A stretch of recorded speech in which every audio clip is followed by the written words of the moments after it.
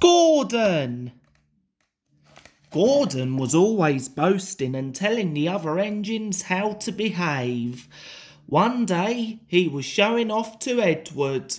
You watch me this afternoon as I rush through with the express. That will be a splendid sight for you when you're shunting trucks. And before he puffed away, Gordon said, Don't play around with the trucks, Edward. It isn't wrong, but we just don't do it. Edward ignored Gordon. It was fun playing with the trucks. He came up quietly behind them and gave them a push. Then he stopped suddenly and the silly trucks bumped into each other. Oh! They cried. Whatever is happening? Edward played until there were no more trucks to move. Then he stopped to rest.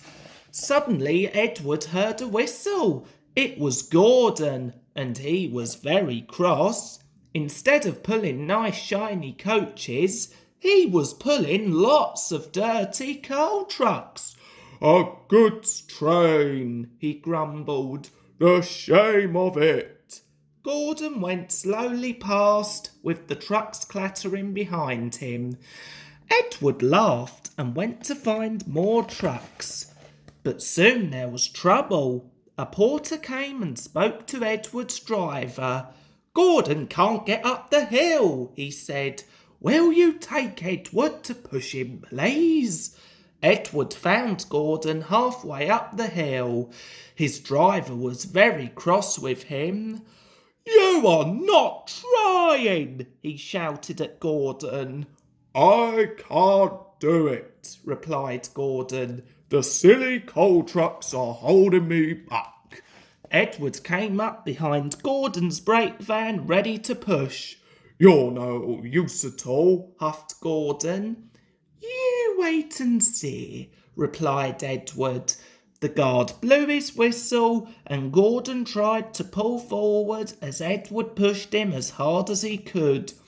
I can't do it. I can't do it.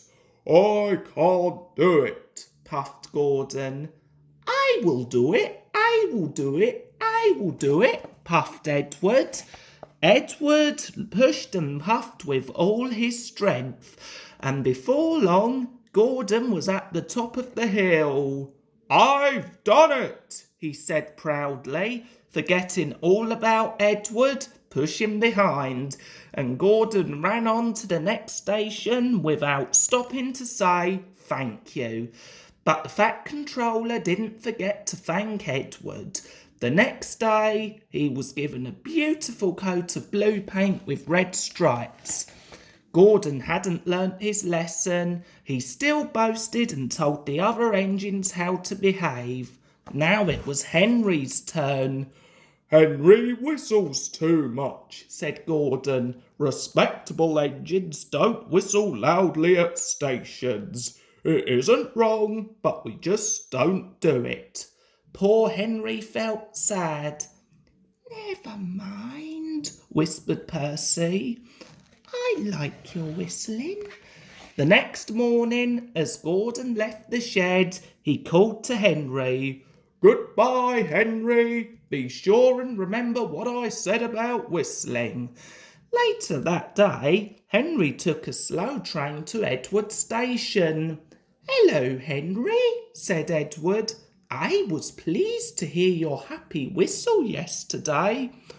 Thank you, Edward, smiled Henry. Shh, can you hear something? Edward listened. Far away, but getting louder and louder, was the sound of an engine's whistle.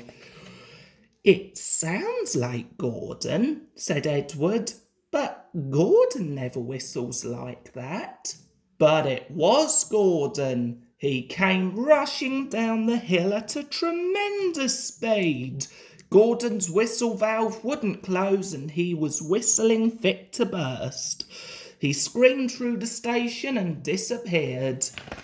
Well, said Edward, looking at Henry. It isn't wrong, but we just don't do it, chuckled Henry, and Edward laughed. Meanwhile, Gordon screeched along the line. People came out of their houses, fire engines set off to find the fire, and old ladies dropped their parcels in shock. The noise was awful. Porters and passengers held their ears. The Fat Controller held his ears too. "Take him away," he bellowed, "and stop that noise." Still whistling, Gordon puffed sadly away. He whistled as he crossed the points. He whistled in the siding. Gordon was still whistling as the last passenger left the station. Then two fitters climbed up and knocked Gordon's whistle valve into place. And at last there was silence. Gordon slunk into the shed. He was very glad it was empty. He didn't want anyone to make fun of him. Later that evening, the other engines came back. "It isn't wrong," murmured Edward, "but we just don't do it." And all the engines laughed, apart from Gordon.